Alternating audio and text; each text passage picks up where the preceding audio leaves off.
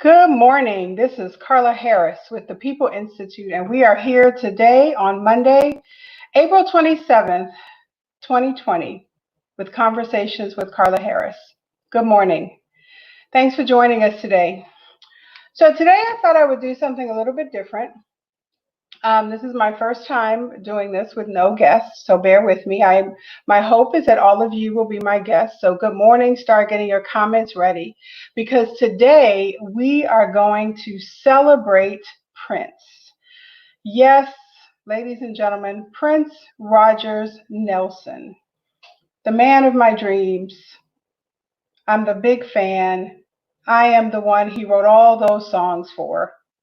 I am so excited to share with you some memories, what his music meant to me, and to hear from you what his music meant to you for your life. So, April 2016, we lost Prince. And while it was a tragedy, the music industry lost a huge icon, a musical genius. I'm not here to talk about the downside. I'm here to celebrate the man and his music. So I really want to hear from you. So good morning, Marty. Good morning, Karen. Connie, yes, let's go crazy. So 4 years ago, we lost him, but today we are celebrating him on this month, April 2020.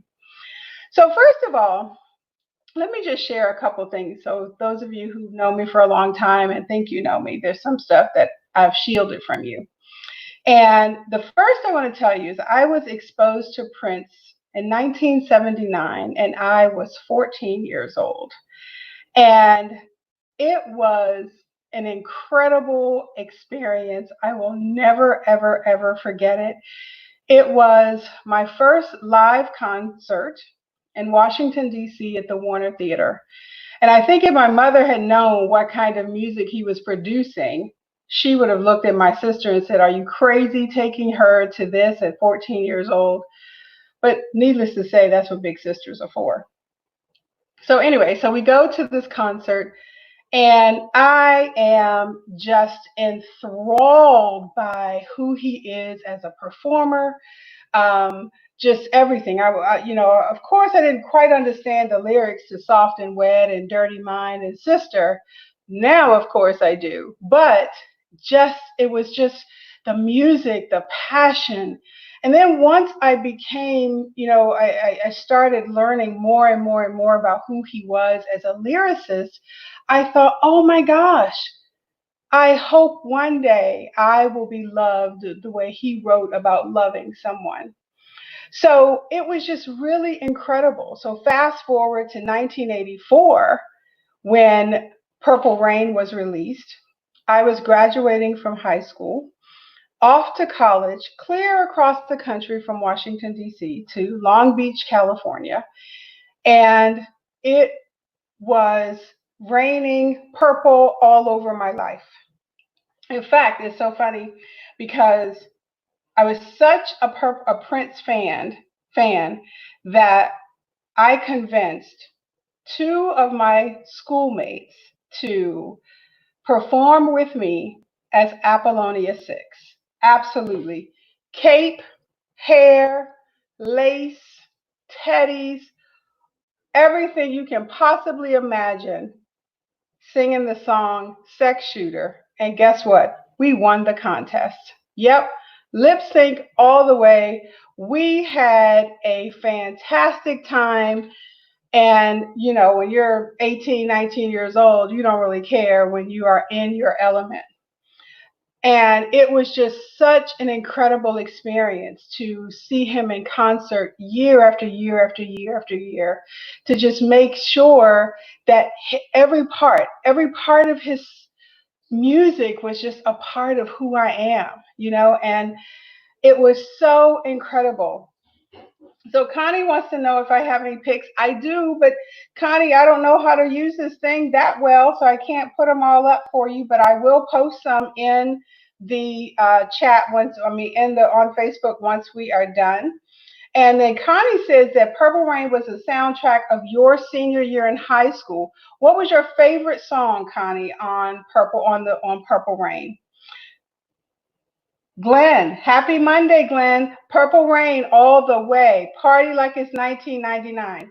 So now let me just ask you guys. Some of you know all the top 40 stuff, but let's see if you can really get into some real Prince. So first of all, let's talk a little bit about his pseudonyms. He wrote music for many, many, many, many, many people under different pseudonyms. So let me just give you a couple of his pseudonyms. Alexander Nevermind. Think about that, right? Someone writes a song for you, Alexander Nevermind. Camille. So he was actually androgynous in his personalities, not just his dress. Christopher Tracy, which of course, those of you who watched Under the Cherry Moon know that Christopher Tracy was one of his characters.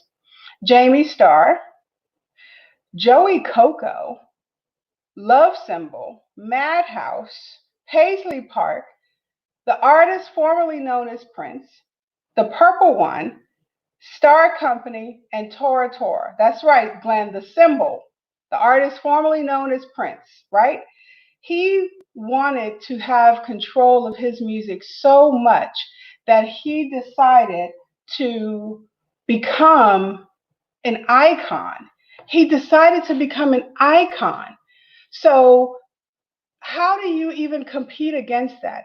He takes Warner Brothers to court, and guess what? He wins. He wins, and he, who had been the youngest writer and producer of all time at that time in the 70s, at 17 years old, the first of his time in history to do what it is that he did for music and for himself. Yes, Connie, he was way ahead of his time. So let me ask you this.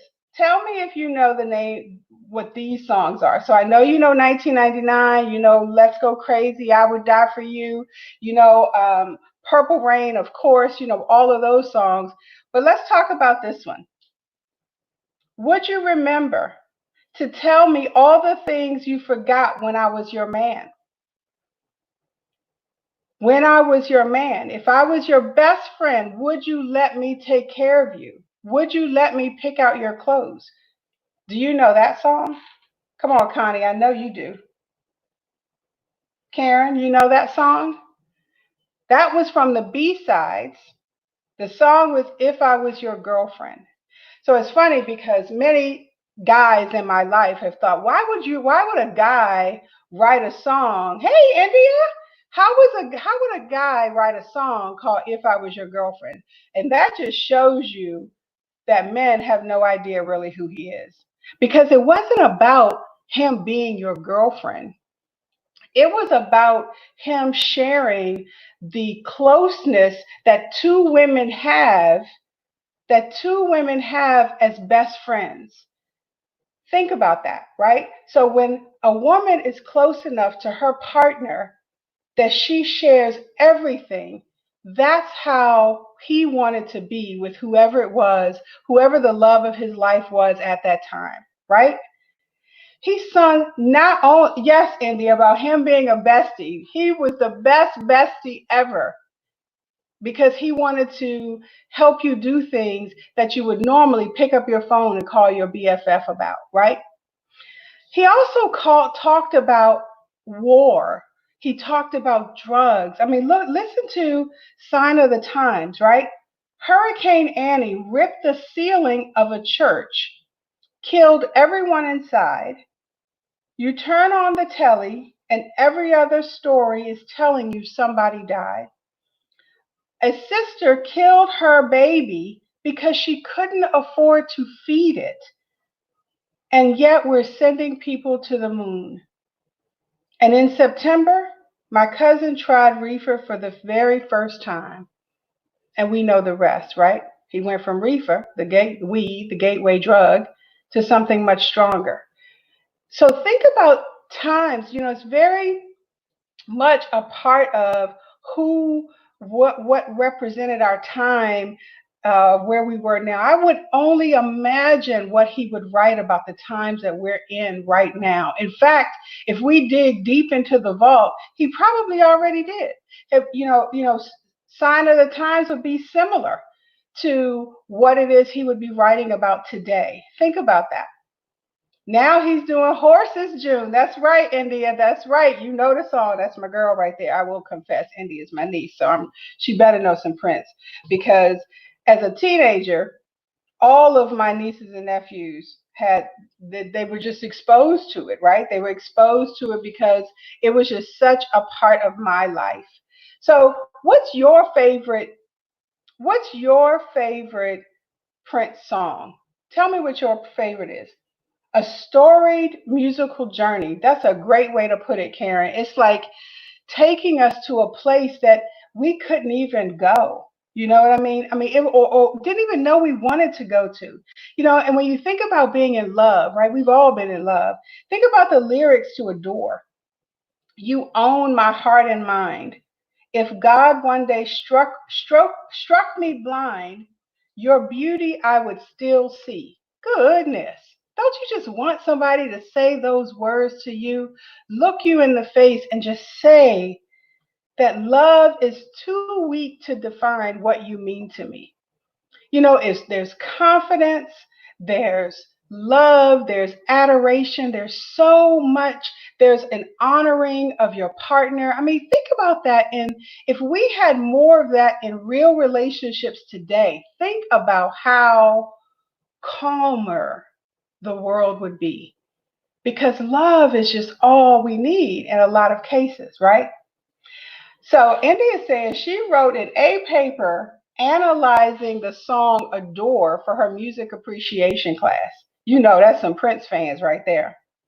And what's really interesting is not only did he talk about the times, not only did he talk about the love, he also took the first book of the Bible, Genesis, and wrote a song about it called God. In the beginning, there was God. He made the earth and the heavens. He gave us light to rule the day and another light to rule the night. My goodness, what on earth could that be without just taking the book of the Bible and making it a song? Crazy. David says, when doves cry. That's one of my favorites too.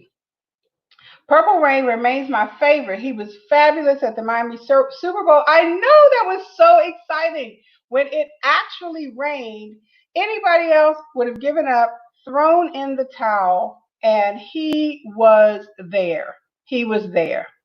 So it's funny that, at this point, I'm in my 50s, if you hadn't figured that out already. So for my 50th birthday, I celebrated the whole year.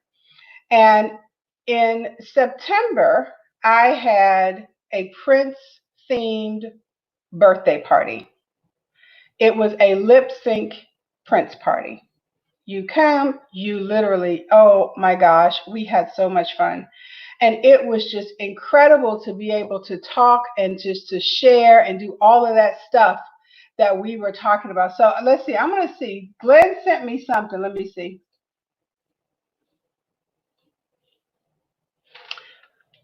So Glenn has a link right here.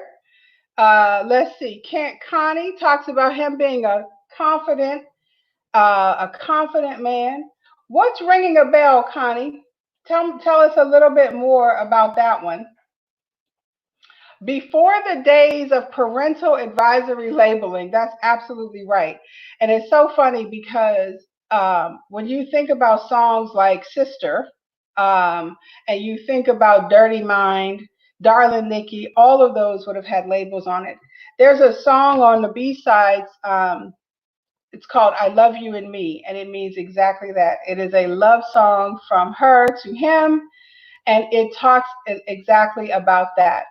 Um, it was really just a wonderful part of my life, and I am excited. I wish you all could have been here in this place with me to share this time with me and to just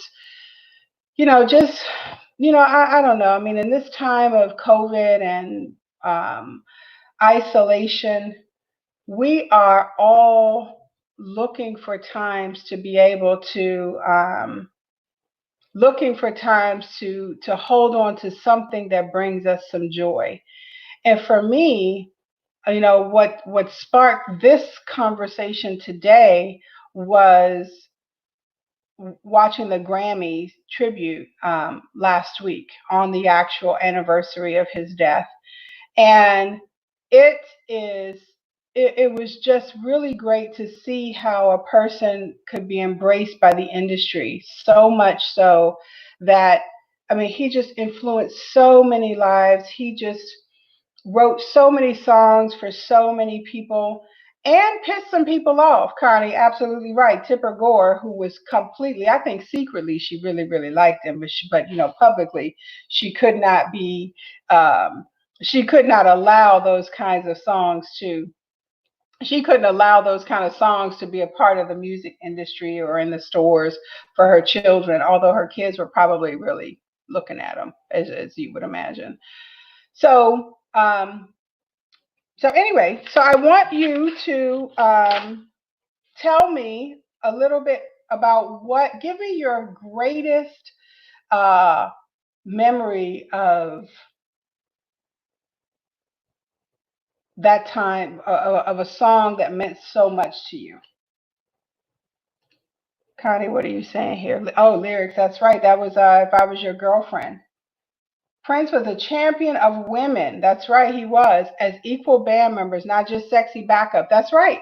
Absolutely. He had female drummers, he had female bass players up until the end of time.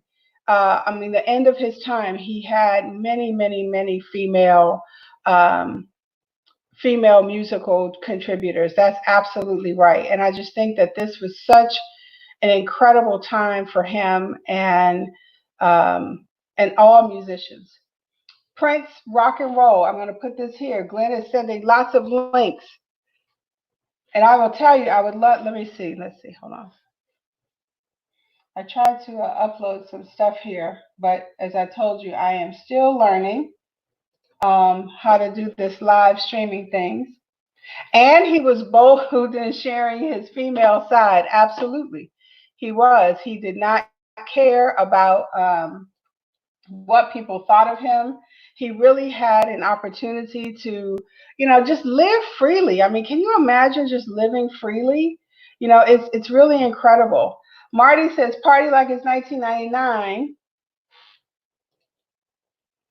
Because it made you go back. Absolutely. All the other BS. And in fact, remember when 1999 really came and everyone thought the world was coming to an end because we were moving into a new century. And he was so ahead of his time. Yes, David Sheila E. was one of the greatest percussionists, or is one of the greatest percussionists of all times. Her dad is Pete Escovedo, so she gets it honestly. And then Prince really gave her an opportunity to work with his genius, with his time, and it was just really, really, it was really great. So I will tell you, as we are wrapping up, I feel like I could just talk about this forever and ever and ever. I want to really just thank you all for indulging me a little bit and allowing me to, I'm sorry, allowing me to have this kind of conversation with you on this, as we come to the end of April where we are celebrating his life. I am appreciative.